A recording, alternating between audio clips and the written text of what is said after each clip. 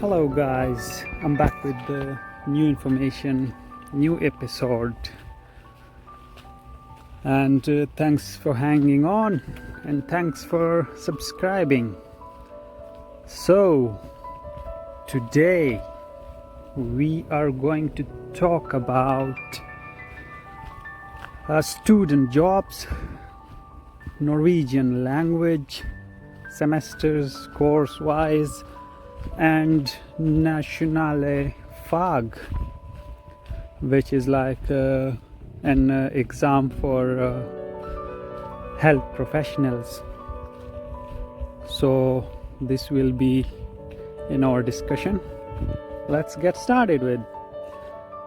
For students jobs, I've already talked about that in my previous videos, so you can just click on a link that's coming at the top right corner. Just click it, open it in a new tab, and that's it. Keep it there. So about the student jobs, there are quite a few places you can get jobs, but the easiest way is through Avisbud, which is newspaper distribution, grocery shops like and takeaways, restaurants, hotels. These are the places where you can get jobs. And one thing more. Here it's a place called a storage house, where big shops store their stuff in the storage houses, which is called lager, and students can get jobs there.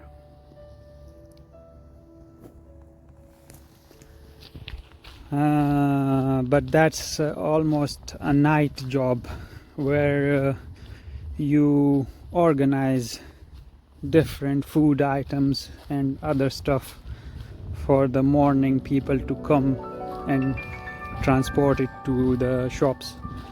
So that's an area where you can get a job as a student.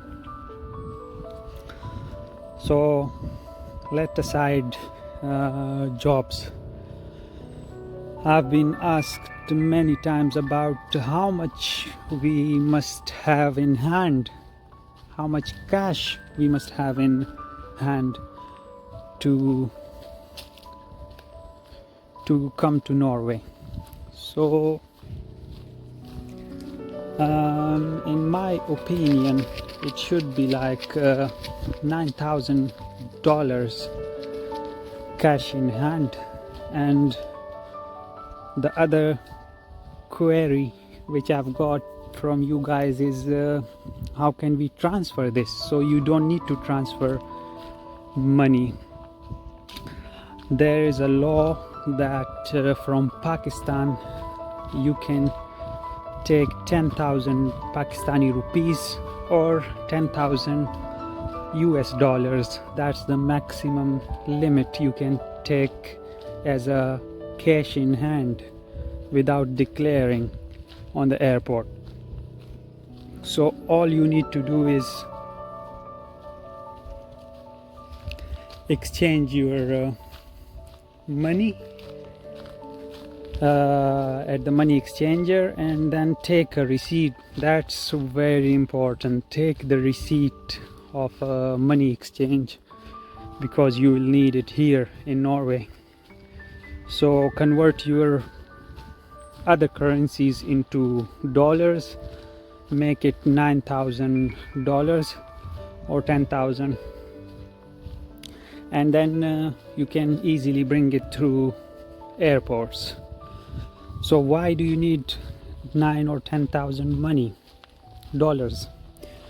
It is because when you land here, the first thing you have to pay like 3 months rent charges, which is about 9,000 or 8,000 or 9,000 a month. So 9 multiplied by 3 is 27,000 crowns. So you just need to give this money straight away. In these 27,000 crowns, 18,000 is advance rent and 9,000 is current month rent. And then other charges, for example food charges and buying utensils like cooking stuff and food stuff. So that's all you need, like about $9,000, and hopefully this $9,000 will get you through the whole process. And the university fees and the national fag fees, which is around 25,000 crowns. So all these fees, when you like make them into a big unit, it turns 8,009 till $10,000. So that's all you need. So next is the language. There are 3 semesters for language course. Semester 1 is a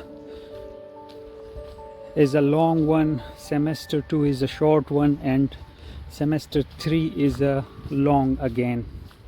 For example, if you come in December, so January till April, it turns 1 semester. Then June and July is a summer semester, which is shorter one, and till December, till next December, it turns into 3rd semester. So if you pass all of them all at once, then you have finished the language requirement. Now in 1st semester you are supposed to read textbook po Y, which means on the way. This semester is a bit easier to pass. Then the next semester, in the next semester, the textbook is called Stein på Stein, which means stone over stone. That gets like a bit harder. And the 3rd semester textbook is called Harpo Berge, and that's the hardest one. So that's the route, the long route. Now most of the people or the books say that there is no shortcut in life, but I believe that they are wrong, because there is a shortcut in life. You need to look at different angles of your problem, look at different solutions before jumping in. So there's a shortcut way also to get through the language course, and that's called Norskprova, which means Norsk attempt, and it is a short exam, just like IELTS for English. So for Norwegian it's Norskprova. In Norskprova you need to pass B2 level in minimum C grades, and it contains speaking portion, listening portion, writing portion, and reading portion. So when you pass all of these portions, you can give it time and time again, and after passing all these portions, if you succeed, then you get a B2 level certificate, and that's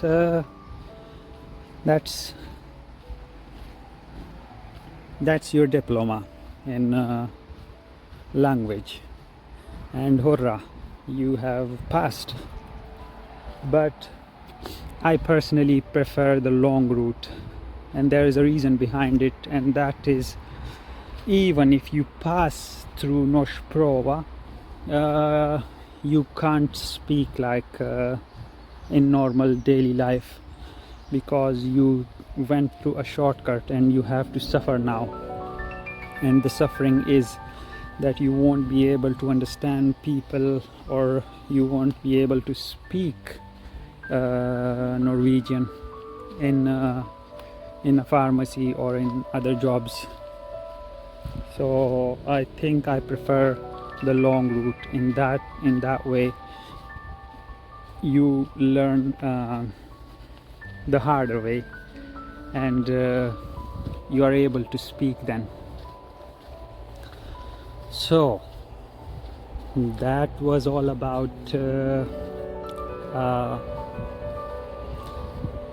language. But I will never disappoint you guys, those who think that they can pass through Norskprova. Then go ahead, that's your shortcut chance. You can get it through even in 2 or 3 months. All you need to is memorize your textbooks, all of the 3 textbooks, and grammar, and that's it. You can pass it. It's not that difficult to pass. So those of you who are the hard workers, or who are intelligent, so they can try it. Oh, it's getting me tired. Okay, so after passing the language, then there's next hardship, and that's national fag. National fag has 2 subjects: legemiddelhåndtering and national fag. So in legemiddelhåndtering, it's an exam which contains 2 portions, 20 questions from basic pharmacology, and the rest is calculations. So, and the national fag contains the drug laws and regulations which this country follow. So in my opinion, pharmacology was pretty much easy to pass, the pharmacology portion. The drug law was easy to pass because it was an open book exam where you are given the drug law book and a case where you need to solve the case and put the references from the book about different laws that applies to the case. And that's all about national fag exam portion. Now the main problem is calculations. The majority of us fails the first time, and the reason is that it's not too hard to understand, but it's too hard to pass. And the reason is because you need to get 100% marks in it. If you miss out a decimal or 0.001 percent mistake, then the whole exam is considered failed. so you need to try again. But don't worry, you can try again in about 30 to 40 days. You can repeat the exam. So all you need is just wait for that 30 to 40 days, and then you can pass. The majority of us fails it the first time, and the majority of us pass it the second and the third time. So I think if you start preparing from Pakistan, then you can, I guess, pass it in your first attempt. It's not that hard.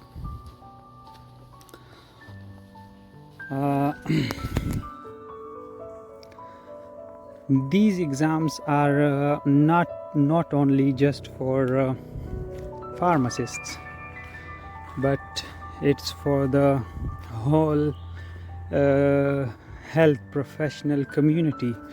For example, if you are a nurse, if you are a doctor, if you are a pharmacist, you can come through the same route, and that is the Norwegian language in B2 level, and then national fag, and then job.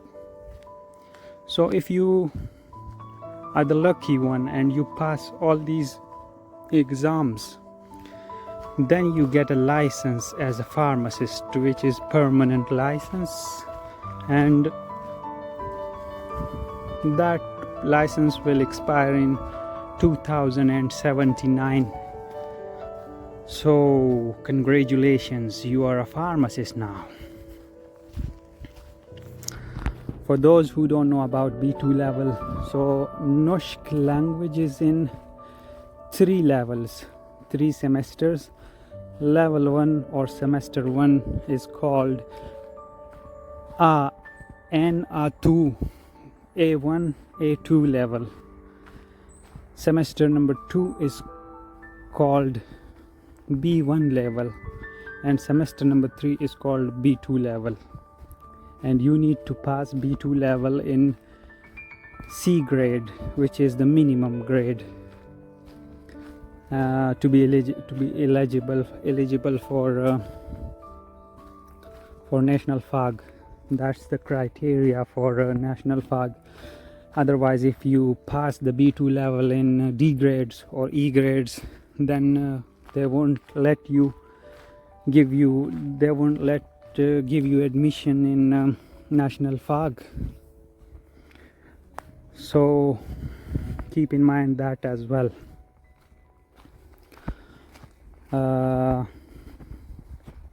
Yeah, I guess that was all about for today, and I left out the pharmacist job for another video because I guess there are much to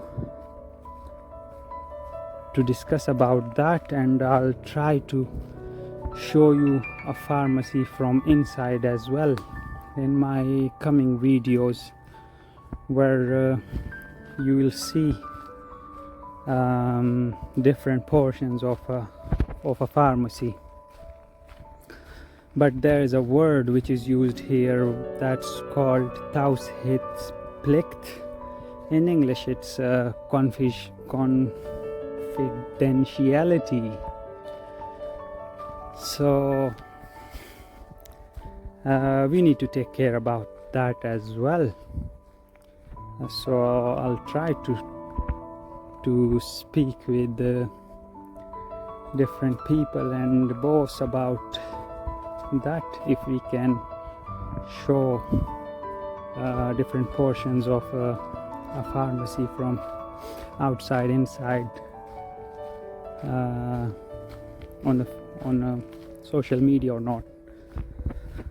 So I hope the next video will be more interesting for you guys, just to see what's happening here